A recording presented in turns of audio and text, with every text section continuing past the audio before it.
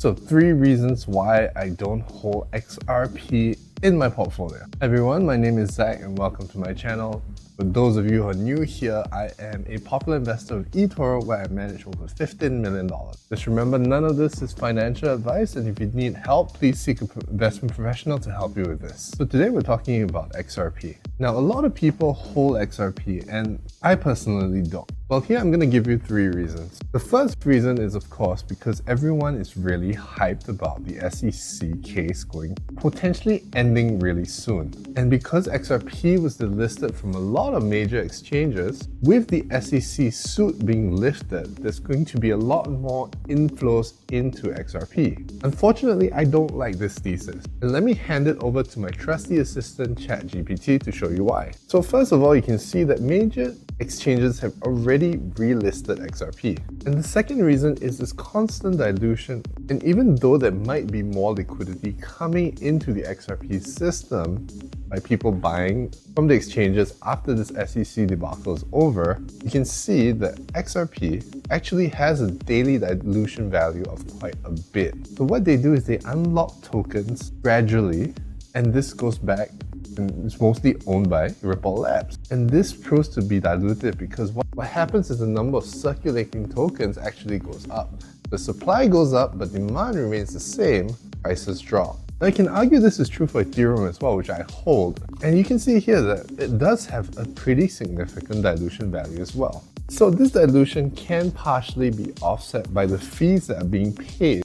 But Ethereum's fees are much higher than Ripple's. So all in all, I believe that XRP's release schedule and their fees don't make up for the amount of inflation that's going to happen. While Ethereum, on the other hand, has a path to deflation called ultrasound money. You can read up more about it by just Googling this. So second point, people think because of the relative value of XRP versus BTC, there should be some kind of correlation there. That means, BTC goes up by 50%. XRP should also go up by 35, 40, 50% as well, or even more. Well, this is something called relative valuation. And I'm personally not a fan of it, as you can see from the charts here. But if you look at the chart, you do not see any sign of this recovering. I mean, look at this since 2017, 2018 when I invested in it. Till now, it's just been stuck in this really low range. So there's no reason why you would think that XRP would actually mean revert or have some kind of relative strength.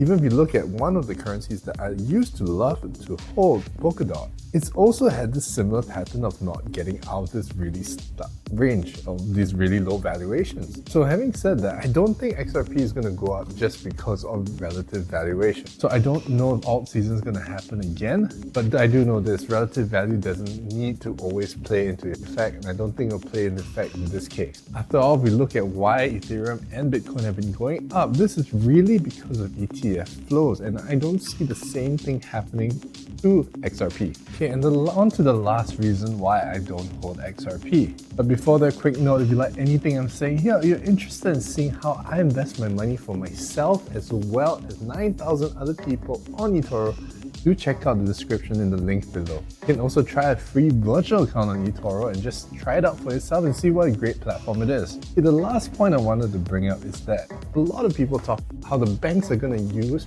XRP as the new blockchain system and channel. Well, I've got 2 clips to show you. One's just a really quick one. Okay, this is a demo of the XRP system way back in 2018 at Consensus. And this is showing the use of an XRapid system. So this is their cross-currency system that was, I think, renamed to ODP. You can see here that this already successfully changed US dollars to Mexican pesos. And this was back in 2018. So it's been 6 years since, but we haven't seen massive adoption of this technology even though it's ready. So there's no reason why banks would adopt this new system. After all, the SWIFT is so entrenched, and there are many reasons why they want to keep the SWIFT system active. Shout out to 801 XRP Stewie for hosting this space last night and getting this clipped up for us. 801 XRP, appreciate you. David, David, hi. I've got a burning question I've been wanting to ask you for a long time. We saw Exhibit F and Exhibit G in the court case, and it was about how the ODL was expensive in compared to other transactions that are out there in the current financial systems. and how Ripple incentivizes the actual payments to make them cheaper. Has Ripple actually fixed the costings for the ODL transactions themselves now? Or are they still incentivizing the customers?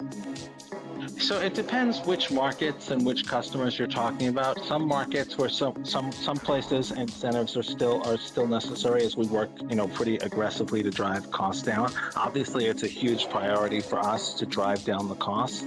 But what we also do is we target markets that tend to be fairly inefficient. So for example, like you don't see us targeting the USD to euro market because it's super efficient. Like you would have to be, tiny fractions of a basis point away the competition is.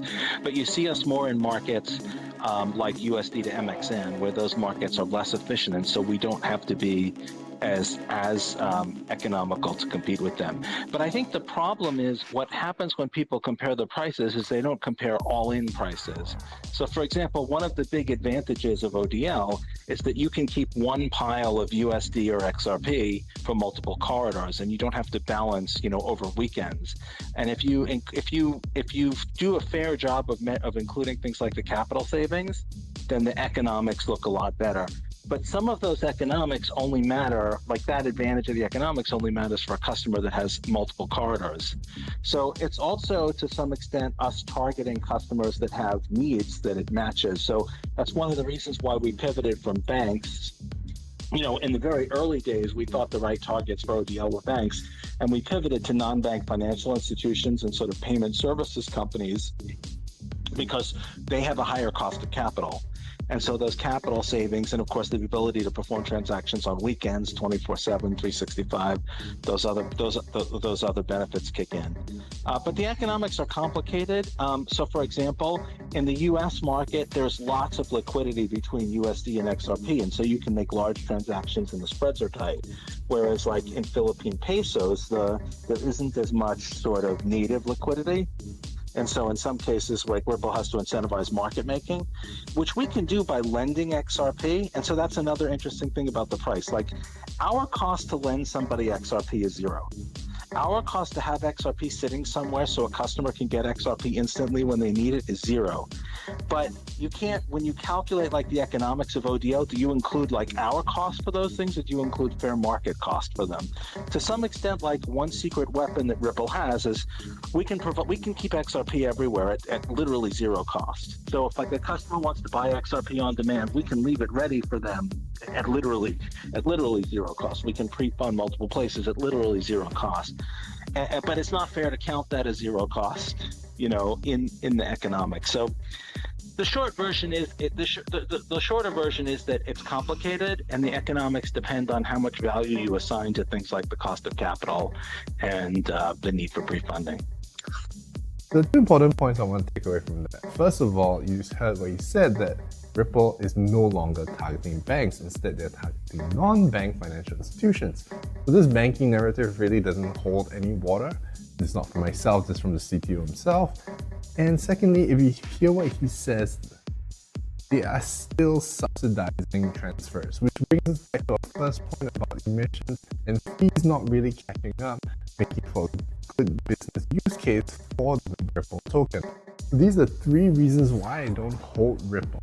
Now, XRP Army, I know there are a lot of you out there, and if you have any reasons why I should hold XRP, do leave in the comments and maybe we'll get convinced otherwise.